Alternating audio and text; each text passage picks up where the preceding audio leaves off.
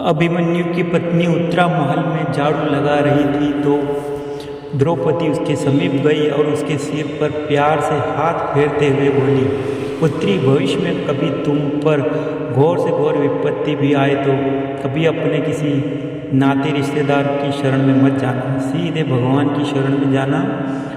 उत्तरा हैरान होते हुए माता द्रौपदी को निहारते हुए बोली, आप ऐसा क्यों कह रही हैं माता? द्रौपदी बोली, क्योंकि यह बात मेरे ऊपर भी बीत चुकी है। जब मेरे 5 पति कौरवों के साथ जुआ खेल रहे थे तो अपना सर्वस्व हारने के बाद मुझे भी दांव पर लगाकर हार गए। फिर कौरव पुत्रों ने भरी सभा में मेरा बहुत अपमान किया। मेरी सहायता के लिए अपने पतियों को पुकारा, मगर वो भी अपना सर नीचे झुकाए बैठे थे। भीष्म, द्रोण, धृतराष्ट्र सभी को मदद के लिए पुकारते रहे, मगर किसी ने मेरी तरफ देखा नहीं।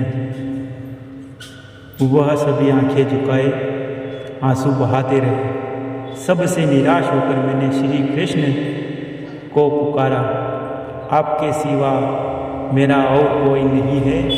तब श्री कृष्ण तुरंत आए और मेरी रक्षा की।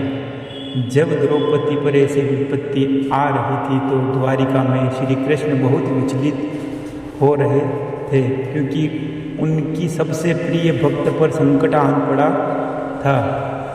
रुक्मिणी उनसे दुखी होने का कारण पूछती है तो वो बताते हैं कि मेरी सबसे बड़ी भक्त को भरी सभा में नग्न किया जा रहा है। रुक्मिणी बोलती है, आप जाए और उसकी मदद करें। श्री कृष्ण बोले, जब तक द्रौपदी मुझे पुकारेगी नहीं मैं कैसे जा सकता हूँ। एक बार वो मुझे पुकार ले तो मैं तुरंत उसके पास जाकर उसकी रक्षा करूँगा।